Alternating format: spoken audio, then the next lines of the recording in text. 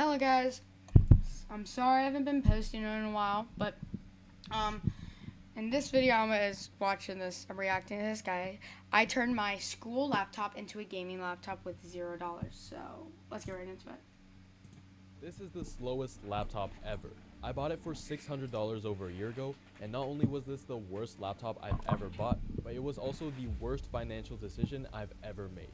Seriously, I've never wasted my money this badly before. So today, I'm not only going to prove to you that this is the worst laptop that you can buy, but I'm also going to show you that you can turn the slowest laptop into a decent gaming PC with $0.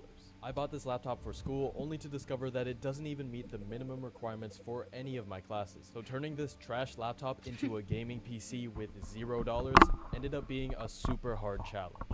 Now you might think it's impossible for a $600 laptop to be bad because $600 is still a lot of money, and you would be right to think that. But for someone like me who needs it for school, 3D rendering, and most importantly gaming, this was the worst choice I could have ever made. So this begs the obvious question. How is this the slowest laptop you can get when you already have a terrible $50 PC? Well, right now you can buy an RTX 3050 laptop for the same price, and in my case, I replaced this laptop with an RTX 3060 just 6 months after owning this thing. I know, I was stupid and uneducated when I bought this aluminum plate, and instead of looking at gaming benchmarks, I literally asked Google if integrated graphics were good for gaming, and clearly they freaking lied because this is not the gaming experience I was looking for.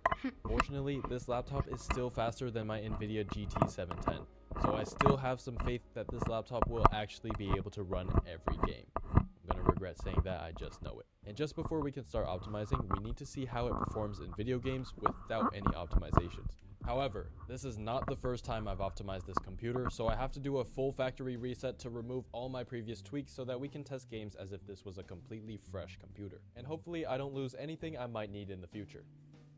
I lost my resume. Well, now I can't apply for jobs anymore until I write a new one. So we better complete this challenge, or I did all this for nothing. Fortnite was getting over 120 FPS, which sounds great on paper because 120 FPS on a laptop with no graphics card sounds pretty good. But that's because we're looking straight into the sky with literally nothing rendering in, and that 120 FPS turns into the worst 60 FPS you've ever seen the second we start moving, which makes the game unplayable, especially since this game has the highest actions per minute out of any competitive game. And for this laptop to count as a gaming PC, it should not be ruining my gameplay. So not only will we be optimizing this laptop until we get 200 FPS, but we're also going to be optimizing it until we get rid of these damn stutters. But getting 200 FPS and fixing stutters in Fortnite is only one half of the challenge, as it's mainly a CPU dependent game. So we're also going to be optimizing this PC until we get 60 FPS in one of 2018's most GPU dependent games to make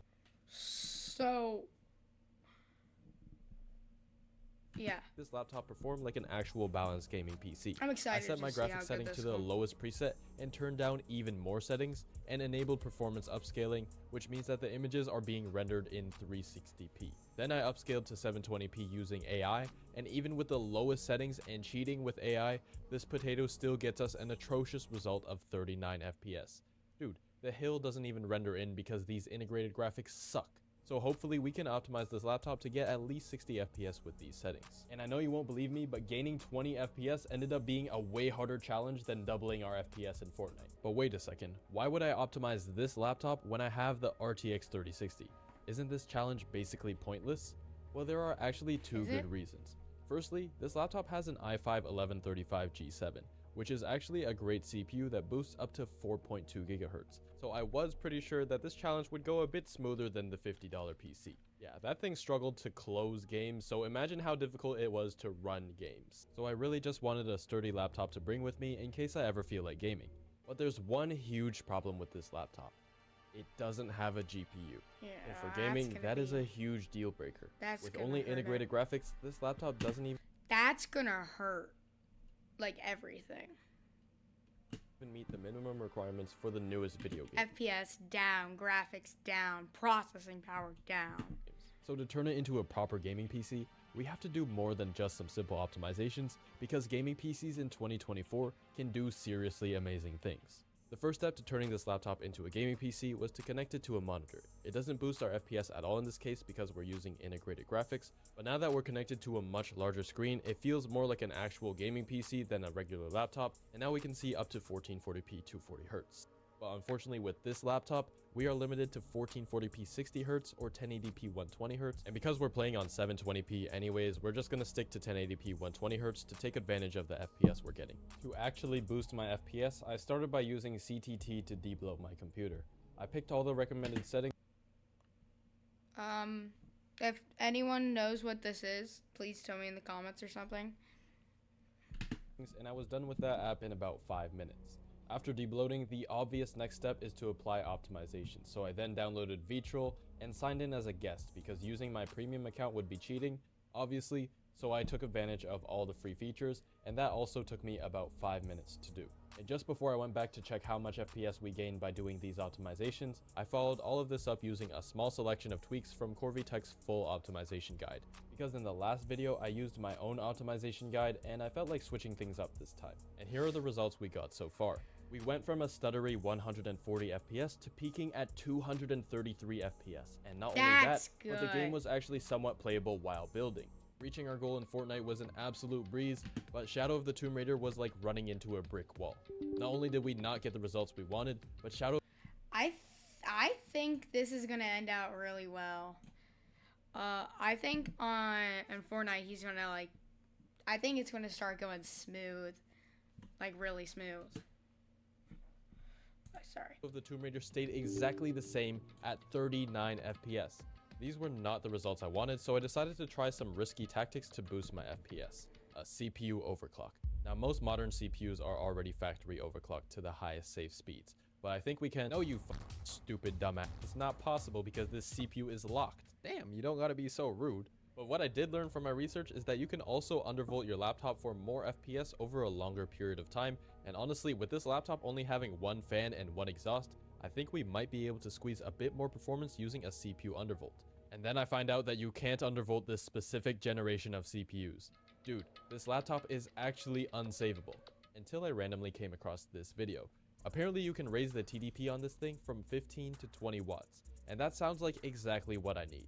Now we just need to pray that my laptop BIOS allows us to do the same thing, but with the luck we've been having so far, I expected nothing but another huge failure. And of course, we don't have the same options as his laptop because I bought the worst possible laptop for $600. What the skibbity? So at this point, I just decided why not apply every single optimization completely mindlessly and see. I still think my laptop's better, not even my gaming one, than this still. Like my MacBook Air. I have like a 2005 MacBook Air that still has that thing. Perfect for what I have to do for school. All I have to do is like Google Classroom, Google Slides. That's all. So like I'm good. It can run Roblox decently well.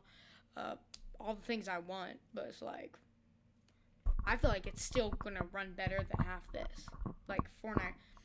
I should do a video on that. Sorry guys, what that happens keeps popping up. because It's what could super possibly annoying. go wrong? So even though Gotta Fortnite is fix my becoming computer more and more after this. playable, Shadow of the Tomb Raider just refuses to gain even one more FPS. We managed to get below 40 FPS every single time, even after applying every single optimization that I know. With basically no Do options premium. left, I decided Do to premium. at least try lossless scaling. And I know what you're thinking. $5. That's not $0, you freaking lying scumbag, you cheeseball. But just remember that most AAA games like Shadow of the Tomb Raider sell for over 50 bucks. So $5 is basically nothing if it meant that we were going to be able to complete this challenge. However, just like my earlier attempt at cheating around this challenge, it was not going to be that easy because last time we tried frame generation with lossless scaling to boost our FPS, it actually overloaded my GPU and caused my computer to lose FPS. So I'm really hoping that it actually works this time. And sadly, it worked.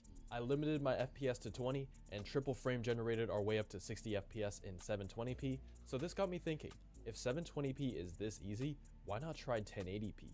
Well, 1080p and integrated graphics normally don't get put into the same sentence, but today all that is going to change because we're going to use every single tactic in the book. So I enabled FSR upscaling in lossless scaling on top of the XeSS upscaling we have built into Shadow of the Tomb Raider, and then 3 times frame generation on top of that, and the main menu animations Dang. warp like crazy because there's so much movement. But hey, despite the warpiness, 48 FPS at 1080p is not too bad at all, and I'm really happy with what we managed to do with just $5. And if you want to see me optimize an even worse $50 computer until every game is playable, watch this video next. So, thank you guys for watching. I'll see you in the next one. Goodbye.